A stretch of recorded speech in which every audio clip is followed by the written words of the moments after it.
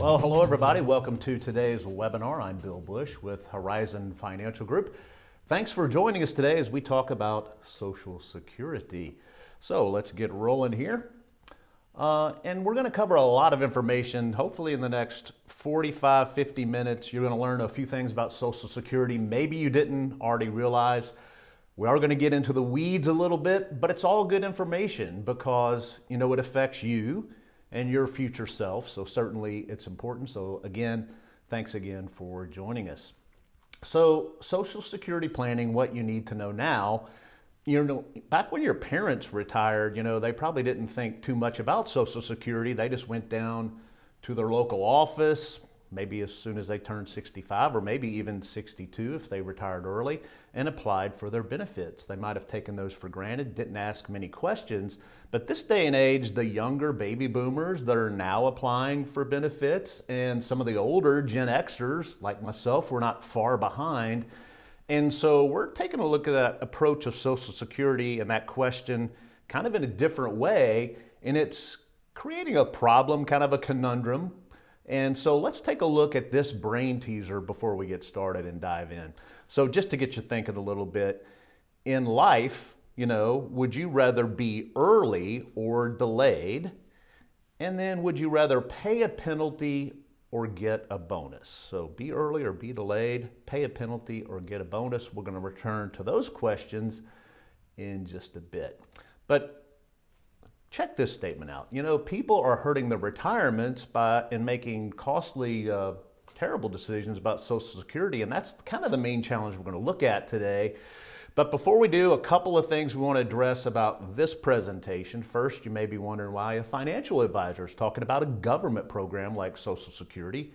Good question. And here's what we have to say about that. You know, first of all, there's a big need for Social Security education, especially baby boomers, very interested in this topic. And so your own presence here certainly confirms that. And then, you know, many uninformed people make some damaging decisions about how to claim this benefit.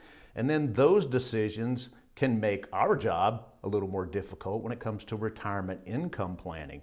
So a couple guarantees. One, we just hope to make people smarter about claiming Social Security. And I think you'll be maybe a little better prepared to make that decision after this presentation. And then two, I want to assure you, no selling on our part. This is just a purely educational event. So in order to remember what we discussed today, we are going to be offering you a little handout like this that covers the key aspects of the presentation. We'll have that in the chat a little later and you can download that and we'll actually send it to you if you'd like, a printed out version, something for you to refer to a little later. And of course, with any issue like Social Security where everyone's filing decisions are unique and personal to their own circumstances, we do invite you, if you'd like, to come in for a complimentary meeting where we can do an analysis of your particular situation and see what strategy might be best for you. Again, complimentary, and please take us up on that if you'd like. And then one last thing about questions today, put any questions you might have along the way in the chat. In order to get everyone out of here on time, we'll take a look at those at the end. We already have one or two that came in the registration process. Got a pretty packed agenda. We hope to get to those though. All right, a few things to know about Social Security right off the bat. Number one is you have many claiming options. And in fact, a couple could conceivably have up to 18,000 ways to claim. When you look at the different months involved in those filing scenarios, we of course normally only look at the 5 most useful scenarios when we do an analysis. Your decisions could have far-reaching consequences. Most decisions, once you make them, are irreversible after 12 months. And then your choice impacts both spouses. This fourth bullet point, the system is not bankrupt, nor is it a Ponzi scheme, although there are concerns about the future of Social Security. We'll get into that a little bit later. And then benefits likely have helped out, maybe your family members along the way. And your friends aren't experts, and if they filed, maybe their situation is different than yours. So what we're seeing is that baby boomers want to know these things. Will Social Security be there for me, and you've probably heard for years kind of out there that the system is going broke, and now that it's almost your turn to turn it on, is that really true? You also want to know about how much you can expect to receive. And then before you retire, you definitely want to know that, because you got to know how to support yourself. And that means budgeting and lining up all your income sources and knowing how much you can expect to receive from each. Social Security is a relatively known quantity, and it represents a foundation of that plan. You're probably also asking when you should apply for those benefits. You may have heard if you apply early, that'll be a lower amount than if you apply later. But is it worth missing out on all those extra checks to have that higher benefit later? We'll take a look at that, shed some light on that question as well. And then something your parents probably never asked is, how is it possible to maximize those benefits? And I'll say there's definitely nothing wrong with using the Social Security rules to your advantage. So today, we're going to talk about ways that you can maximize the benefits simply by knowing those rules and then applying those and making some smart decisions. And finally, you're probably wondering, is Social Security going to be enough to live on in retirement? You probably already know the answer to that. Best case scenario, it may represent 40% of the average retiree's total income. But by coordinating this benefit with the rest of your retirement income, hopefully, you get to a good spot. You can pursue a comfortable, worry-free retirement. So the first question, will Social Security be there for me? Been a lot of misunderstandings and certainly fears around the solvency of the system. So let's take a look at what Social Security says. Every year they publish a comprehensive report showing kind of the long-range outlook for Social Security. And it really was designed to be a pay-as-you-go system. So payroll taxes from current workers go into a trust fund. Those are paid out to current retirees. Now, because baby boomers have been in their peak earnings, that trust fund accumulated, but now those benefits are being drawn down, and the trust fund holds about $2.8 trillion. That's invested in special issue Treasury securities, but as baby boomers are retiring and those trust fund assets are gradually being drawn down, we kind of see that trust fund drawing down as well. So long-term projections, this is going into the future 75 years, is that costs are certainly going to exceed the income coming in. It actually is going to happen pretty quickly. In about 10 years, there won't be enough reserves to pay 100% of the promised benefits. You kind of see it right in here. Let's zoom in on that just a tad. So in 2035 or so, this kind of cliff happens where payable benefits as a percentage of scheduled benefits will be about 83%. And that is unless something is done to fix this before we get to that point. So every year this report comes out and updates kind of where that cliff happens. So right now at 2035, it looks like 83% of promised benefits will be able to pay out again if nothing is done. So what could be done? Well, 10 years is not imminent danger like next year, but most people agree the early that this thing gets tackled, the better. And so here are 4 possible scenarios or 4 things that might do it. And one of them, the first one, is just to increase the earnings subject to the Social Security tax. Currently, for 2024, $168,600 in earnings are subject to the 6.2% tax that you pay. Above that, you don't pay that anymore. And so could that threshold be increased? That's one of those. Another reform proposal calls for that second one, raising the normal retirement age. And by the way, if that happens, it wouldn't be the first time. Back in 1983 is when Social Security announced it was going from 65 to this graduated system. So currently the full retirement age for anybody born after 1960 is 67.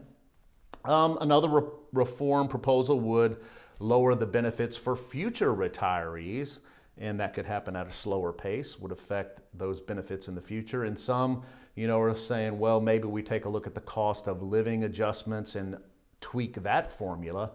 There's a lot of proposals out there. You think about 10 years will fly by, and why hasn't anything been done? I've been in this business for 10 years and kind of knew about this issue back then, and nothing's really been done since then. And we got a couple more election cycles to be done. But I would say it's an important benefit that you've probably paid into for 30 plus years, maybe if you're on this webinar. In my case, I started in 1982 working at the Catfish House on North Little John, started paying into Social Security. So you think 42 years of paying in. Yeah, I want to make sure there's something going to be around. So it is important to let your voice known. You can go to actuary.org as a website that talks about some of the reform proposals that are out there. Bottom line for those applying immediately is the benefits might not be affected at all, but again, 10 years, that looks a little different. So for those that are pretty close to the filing scenarios, what is a clearer way to think about Social Security now? And let's just dive right on into that provision. And number one, the first insight is that Social Security, straight on definition, is inflation-protected income that you can't outlive. Even after your death, actually, your benefit could continue in the form of survivor benefits. We're going to talk about that a little later. The premium or the tax is listed on your paycheck under FICA, which stands for Federal Insurance Contribution Act. And so you and your employers have paid that premium every paycheck. So you want to be smart about how and when you collect this certainly earned benefit. Let's look at some of the features here. So Social Security is one of those few sources you can't outlive. So if you're worried about running out of personal assets in old age, well, Social Security is not one of those because it does continue until you die. And of course, the longer you live, the more you're taken out from the system. So this takes a look at if your benefit is $2,000 a month today and you lived an additional 10 more years, you would likely receive nearly $300,000 in lifetime benefits. If you lived another 20 more years, 583, almost 600,000. And 30 years, you see almost $1 million in your lifetime. That is assuming some annual cost of living adjustments of a little over 2%. Okay, so the benefit starting out at $2,000 a month, what does that look like in 10 years based on those cost of living adjustments? And there you see it gradually goes up. So that $2,000 per month in 30 years actually becomes the 3623. And so it just creeps on up thanks to those adjustments. Now let's look at how much can I expect to receive from the system? And there are two factors involved in that. A lot of folks think, you're paying into Social Security, I've got this account and it must have this number, but actually it's based on how much you've earned over your working career. And then the benefit is also based on the age at which you apply for those benefits. And there's a formula involved as well. And that calculation, it can be pretty complex, so we're going to go over that because not a lot of folks know how this is calculated. It's definitely worth something to look into, though. At age 62, each year's earnings are tallied up and indexed for inflation. So this is a little complex formula. Follow along if you'd like, though. And then generally after that, they're going to take 35 of your highest year's earnings and include them in this formula. They're going to index those up and divide them by 35 to come up with an average. And you see that AIME, average indexed monthly earnings. So if you don't have 35 years of earnings, any of those missing years are actually going to be filled with zeros, and that's going to have the effect of lowering your Social Security benefits. So think if you stepped out of the workforce for a while and maybe raised children or something like that. In that case, there's spousal benefits we're going to talk about a little later. But the next formula is applied, that average index monthly earnings. That's going to be the amount that you will receive when you reach full retirement, which could be 66, 67, or some year, there's some portion in between of that, 66, 67, or something in between. So AIME, a lot of abbreviations here, average index monthly earnings, PAIA, primary insurance amount. And then you see the COLAs there are the cost of living. So each year, the cost of living adjustments are applied to that benefit to help you keep up with the rising cost, that cost of living. So drilling down a little further into this formula, we're going to take a look at a baby boomer born in 1962. So someone turning 62 this year. The assumption here is they've made the maximum Social Security earnings every year since age of 22. So for 40 years, they've paid in that maximum amount. Their average index monthly earnings would work out to $13,100. So now we apply the formula, and it goes like this. There are bend points. The first bend point applies to the first $1,174. It's going to be multiplied by 90%. So you see right here, 1174 times 90.9 is this 1056. The next bend point is looking at the amount between the $1,174 and $7,078, which in this case, you subtract that out, it's $5,904. And you multiply that times 0.32 to get to this 1889.28. Now, any amount over the 7,078, or in this case, the 6,022 left over, that's multiplied times 15%, which is $903.30. Tally all that up, and you get $3,849.18, it looks like. And so that would be the primary insurance amount, that $3,849, of what this worker would receive at full retirement age. Told you it was a little complicated, but fortunately you don't have to figure this out for yourself, which is good.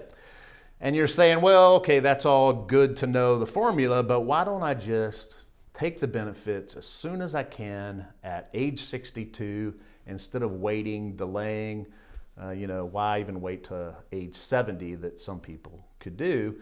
And it's a good question, and that's where, things can start to wobble a little bit, and that's because of this. Your monthly benefit will be reduced if you claim early. And it'll also be reduced potentially by taxes, Medicare premiums as well.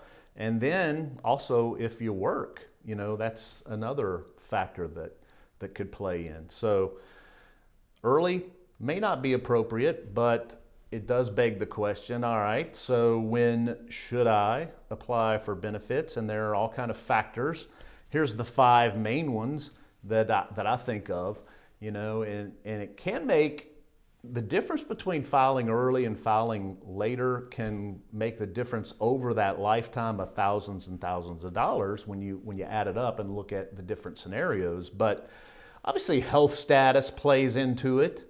Certainly life expectancy, the need for income. If there's an immediate need for income, well, then that's an argument for, hey, the need is there. I have to take it. Whether or not you plan to work, we're going to get into a little bit, and also the survivor needs, that there's more than yourself to think about in many situations. And so here's that other question that comes up a lot. Is it going to be enough to live on in retirement? And of course, the answer is probably not. So full retirement age, we talked about this, 66, 67, or somewhere in between. This was changed back in 1983. So it goes by the year of birth. You're born between 1943 and 54. Your full retirement age, or your FRA, another initials here, FRA is 66. 55, add a couple months to that. All the way to 59, it's 66 and 10 months. And then anybody born after 1960 and later, the full retirement age is 67. Again, you could take it before that, you could take it afterwards, but your FRA, your full retirement age, born after 1960, is 67. So what's the deal if you do apply early? Well, if your FRA, full retirement age, is 67, and you apply at 62, there's a reduction of 25%. That's a pretty good haircut. And then you see all the way down, you get the 100% at age 67. If your FRA, at age 66, if your FRA is 67 and you take it at 62, there's a 30%. You get 70% of that PIA. And then all the way you see, if you get all the way to age 67, you get the full benefit. And so those amounts, by the way, are actually prorated in those months, but this gives you kind of the yearly look at that. But what if you apply afterwards, and that's where you can earn delayed credits. So the percentage of PIA, if your FRA is 66, well, of course, at 66, it's 100%. Then at 67, 108, 116 at 68, all the way up to, if you delay to your 70, 132%, and then the benefit at 67, a little slightly different, of course, 100% at 67, all the way up to age 70, 124. Now, after age 70, you don't earn any more delayed credits, so it doesn't pay to wait till after age 70 to apply. So how can you get an estimate of your benefits? I'm sure you're not interested in doing that calculation we went through, but there's a few ways to do it, and certainly here's a couple of resources for you. socialsecurity.gov. If you haven't looked at your account, that's something worth doing. They have calculators there. They have a retirement estimate, and they do not factor in the cost of living adjustments into your age 70 benefit, but the actual benefit in that case may be higher than what they would indicate. But the calculators we do, that we use here, do make adjustments for the cost of living, the COLAs. And so again, if you're interested in that custom report, just think about that. Again, those are the calculators that are available on the Social Security website. Okay, so why delay benefits? Bigger checks to start, obviously you're looking at what would the benefit be if your full retirement age is 67 and you took that haircut at 62. Well, the benefit without cost of living adjustments is $2,100, given that your primary insurance amount is $3,000 in this scenario. See, at age 67, it's $3,000. But you also get the benefit of those cost of living adjustments being calculated in the background if you haven't filed. And so the benefit delayed at age 70 is 124%, 24%, those delayed credits turn into $3,720. Then you factor in the cost of living adjustments, and it's that $4,359. And so the difference obviously becomes more dramatic when you're filing, when you're figuring that those cost of living adjustments are being added on to bigger amounts. So it might be hard to pass up Social Security checks when you can start receiving it as early as 62. But if you live a long time, you're going to be pretty glad you waited. Here you can see what that amount would be if you claimed at 62. Again, we're talking about a $3,000 per month PIA, primary insurance amount, at full retirement age. But if you claimed it early, that turns into $2,460 by the time you're 70. If you had claimed it when it was at your PIA, when it was $3,000, at age 70, that amount becomes $3,515. And at age 70, remember that $4,359. So then as you age, the gap just keeps getting bigger, right? And so at age 85, if you had waited to claim at age 70, that monthly benefit is now $5,866. So how can you maximize the benefits? We talked about that a little earlier, and here are a couple strategies that come to mind. One of them is while you still have time, you can improve your earnings record. Remember, we said the top 35 years is what they're looking at. And so you should check your annual statement to make sure your earnings record is accurate. Are there any missing years in there? You know, sometimes mistakes are kind of rare, but sometimes they do happen. Obviously, your employer submits the Social Security taxes, but you know, mistakes can happen. So take a look at that. And then consider how you might improve your earnings record by maybe working longer. Or if you had some of those years where you weren't in the workforce and you didn't pay in, remember those are going to be filled in with zeros. You can make an improvement there just by working a little longer. Okay, so here's the other thing about applying at optimal times is, again, not thinking of just your potential needs, but your spouse's. Your life expectancy is certainly a factor in that. Income needs now, you know, you think of now versus the future. And then going forward, is there a strategy that makes sense coupling when the spouses file? We'll get into that in just a bit too. This next thing does come as a surprise to folks when it comes to thinking about maximizing the benefits by minimizing taxes. And so if you apply for Social Security before FRA, full retirement age, and you work, there's actually an earnings test. And this isn't truly a tax, but it's kind of a clawback. They take back some of the income, and that's why we're going to include it in this discussion of maximizing that benefit. So it's a little different than a true taxation, which we'll get to in a second. But you see, $1 of benefits are going to be withheld for every $2 you earn over a pretty small amount, over $22,320 for this year. So yeah, and that is if you file for Social Security before FRA and you're working. Now the good news is it's not truly just taken away from you. Your benefit will be adjusted later at full retirement age. So, you know, if you have to work, don't let the earnings test discourage you. Also remember, working improves your working record. But to avoid that earnings test altogether, once you get to full retirement age, you could file, still work, and the earnings test goes away. There's no earnings test after full retirement age. Okay. All right, taxation. Now this is the true tax. And again, this has been around since 1983 or so.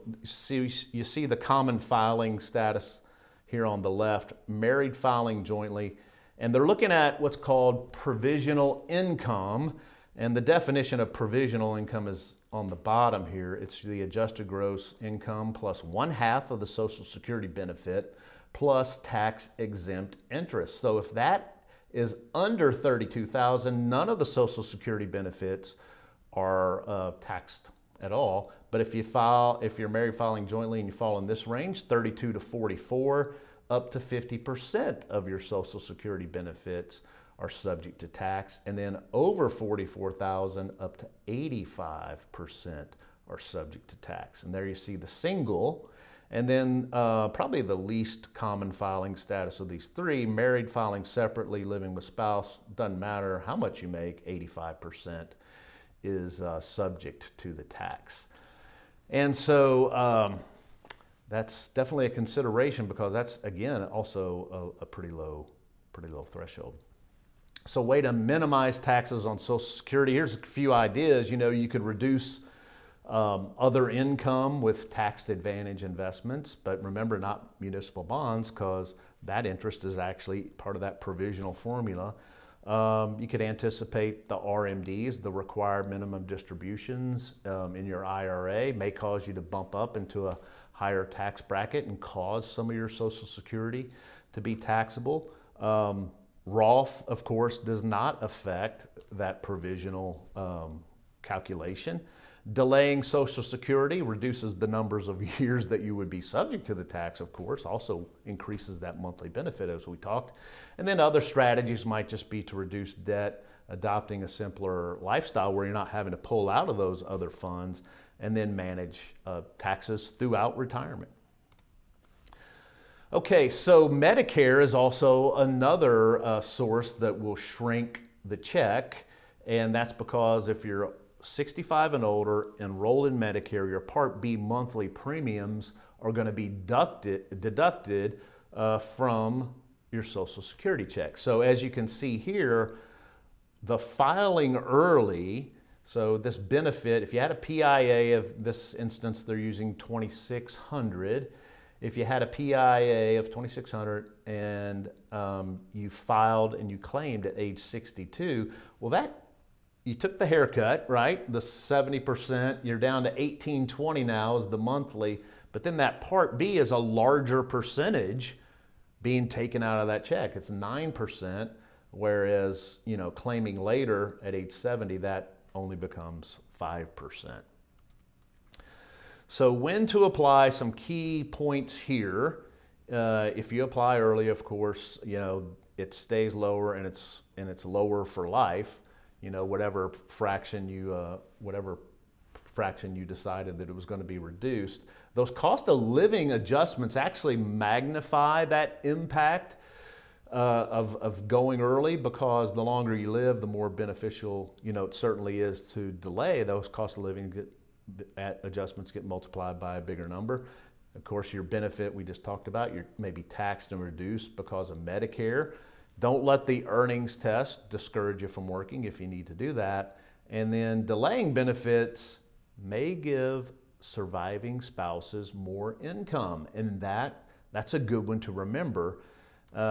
Especially something like this, you're thinking, hey, I'm not going to live that long anyway. Why don't I just claim my benefit when I can? And the typical answer is this. For couples, you know, you should always maximize the higher earner's benefit to protect the surviving spouse.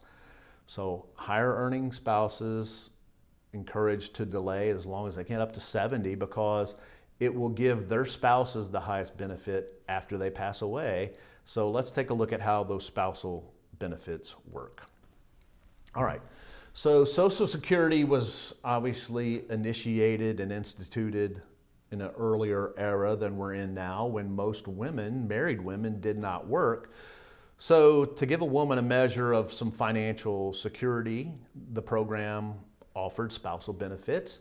It's important to note that spousal benefits, by the way, apply to either gender, including same-sex spouses. And we're going to use wives in our example. That statistically is still the most common scenario. But the spousal benefit is equal to 50% of the worker's PIA, if started at full retirement. So in this example, John's PIA is $2,000. Jane's PIA is $800. If Jane applies at FRA, her full retirement age, her benefit will be not the $800 that is her own benefit, but the $1,000, because it's 50% of John's, and he filed at full retirement age, so 50%. So that's $200 more based on her own work record. So here are the basic rules behind spousal benefits. The primary worker must have filed for benefits, okay? And then the lower earning spouse must be at least 62 for a reduced benefit, or full retirement age for the full spousal benefit. And obviously it's important to point out there are no delayed credits after FRA. So probably have a lot of questions about spousal benefits. Let's take a look at maybe some of the ways to maximize those and coordinate. And the goal is to maximize income for you both while you're alive, and maximize the income for the survivor after one passes away. And so that can be a little complicated, but we're gonna, understand, and we run our calculations. We're gonna look at a few different scenarios for you. But it is possible, for married couples to come up with a good solution. So here's the maximization strategy. So this is in the case where a lower earning spouse's PIA is more than 50% of the higher earning spouse's PIA. So the spouse's PIA is more than 50% of the higher earning spouse's PIA. Both spouses in this case delay to age 70, and that would maximize lifetime benefits, and important to say here, over average or longer than average life expectancies. And of course, we don't have that last data point of, hey, when does the last grain of sand fall through our hourglass? But looking at averages here in longer life expectancies, the maximization strategy will be that both delay. There's a hybrid strategy, of course, where the lower earning spouse, her PIA is less than 50% of the higher earning spouses. Well, then the lower earning spouse would claim early. The higher earning spouse claims at 70. And the reason here, that generates some income sooner while still maximizing that higher earning spouse's benefit over both lifetimes. Again, it can be complicated, but we can run the numbers and see what might be best for you. So that's our offer, is we would do a custom analysis. There's a little data we would need, but certainly think about taking us up on that if you'd like. Now you might say, well, I'm not married, I'm widowed, or I'm divorced, and so what's the impact there? And does that affect the claiming strategy? And some good news here, I think, is that if you're widowed or divorced, you may be eligible for survivor benefits, divorced spouse survivor benefits, or divorced spouse benefits. So by coordinating those benefits, those possible benefits with your own record, it's possible to increase your total benefits. So first, let's take a look at the survivor benefit a spouse would receive, hopefully after maximizing the other spouse's benefit. So survivor benefits, two key factors here. The survivor benefit is going to be based on the age at which the deceased spouse originally claimed his or her benefit, the original benefit. So if the deceased spouse claimed before FRA, before their full retirement age, survivor benefit is going to be limited to the higher of the deceased spouse's benefit or 82.5% of their PIA, whichever one of those is higher. Now, if the deceased applied at his full retirement age, the survivor benefit is going to be equal to 100% of that PIA.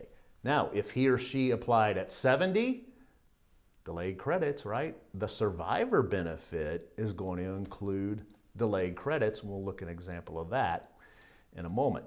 Also, the second factor influencing the amount of survivor benefit is the age at which the widow or widower claims that survivor benefit. So if he or she claims it at 60, or there's 50 if disabled, the survivor benefit will equal to 71.5% of the descendant's PIA. If he or she claims at full retirement age or later, the survivor benefit is going to be equal to 100% of the original benefit.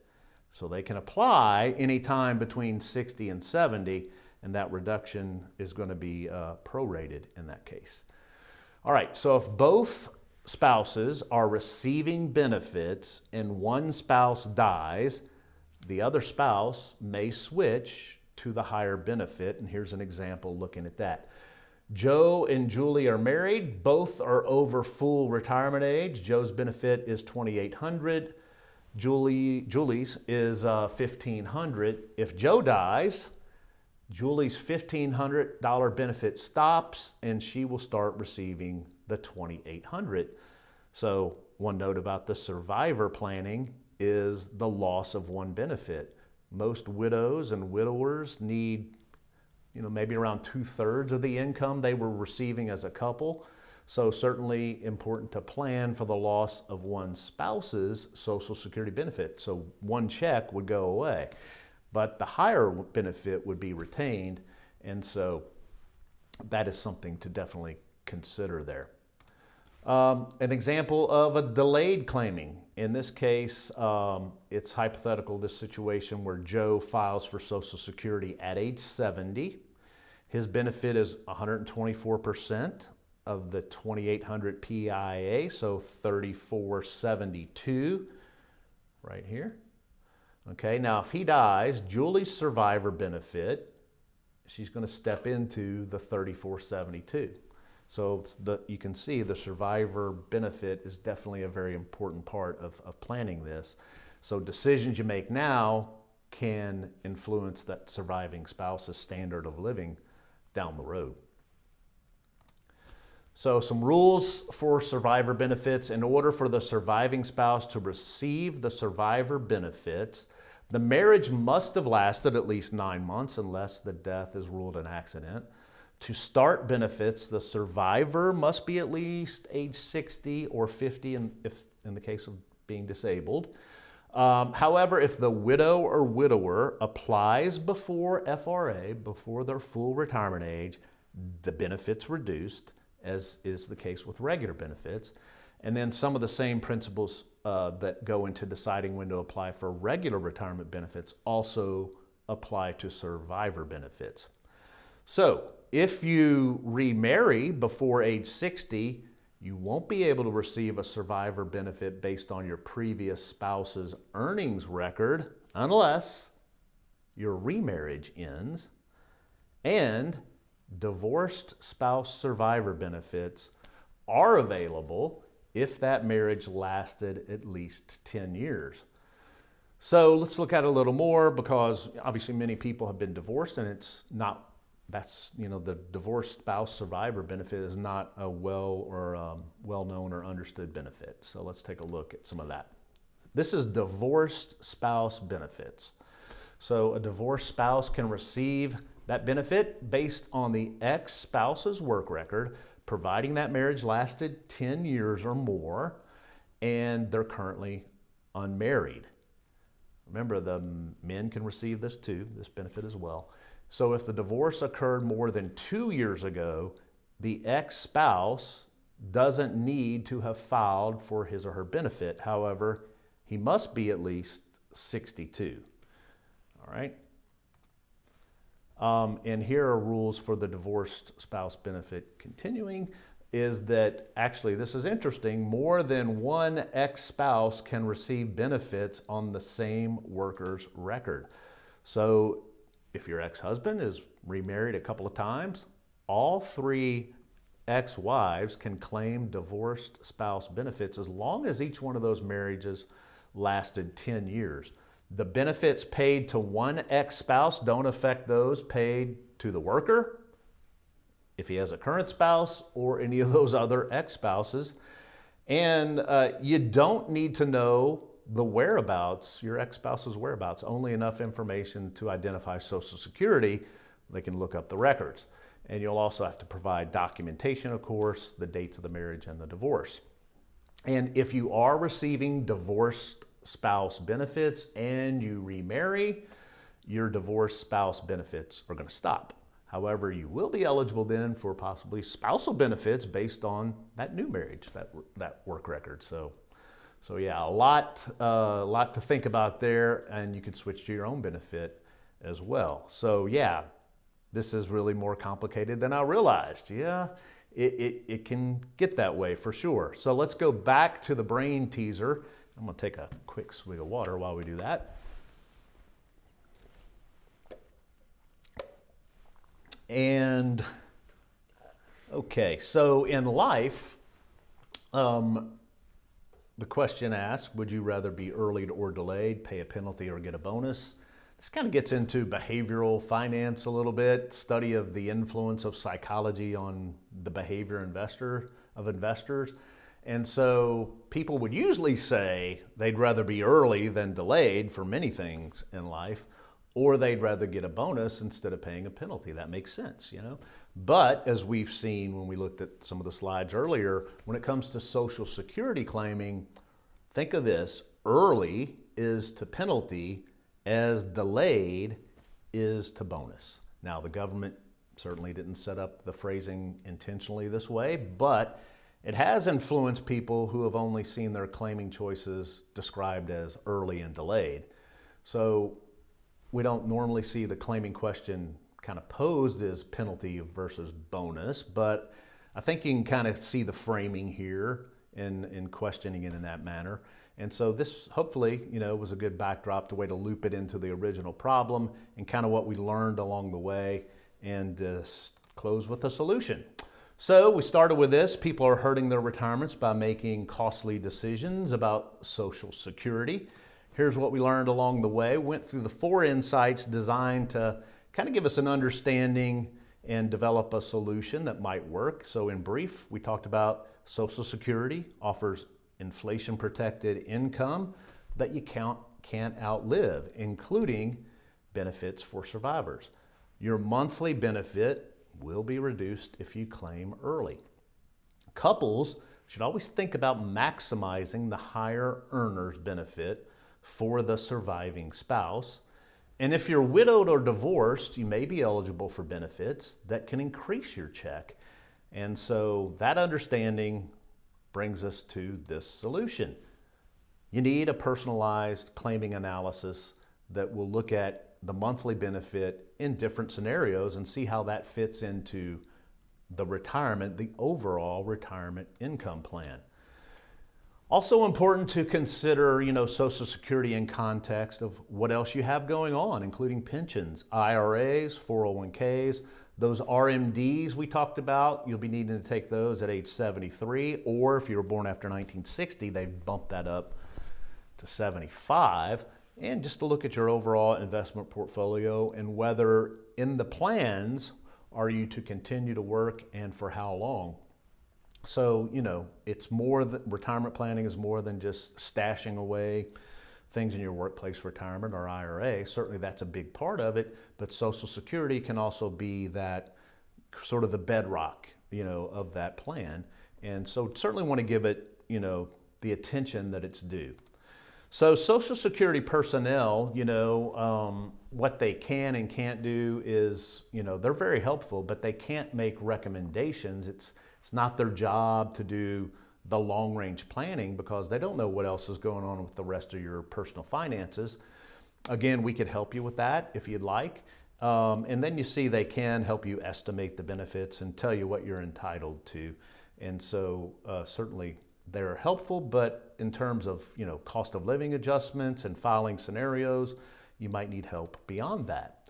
So covered a lot of ground. You probably have some questions, and, you know, these are the main ones. Hopefully we helped you think about some more. You know, when should you apply for Social Security? What if I want to keep working? What if I've already applied? How much, you know, will my benefits be? How can I coordinate the spousal benefits? What's the best long-term strategy? And what do you do next? That's always a good one. What do you do next? Well, we can help if you'd like. It's too important for guesswork. And so I think what we're going to do now is put this little resource that I talked about earlier, kind of summarizes a lot of the main points we made today. We're going to put that in the chat. It's a PDF that you can download. And I think some good reminders about some of the stuff we discussed today. And then beyond that, if you would like to request us to give an analysis for you and a report that gives you some of those different filing scenarios, this is the best way to do that. On our website at Horizon FG, there's the contact button at the top. And you can just send us a short message, or if you would like, email us at info@horizonfg.com, info@horizonfg.com. We're going to give you a minute, if you'd like to, in the chat, to download that PDF. All right, well, that's going to wrap it up. I do appreciate everyone joining us. Hopefully this has been helpful. Thanks again, and hope to see you soon, and appreciate y'all being here. Thanks so much.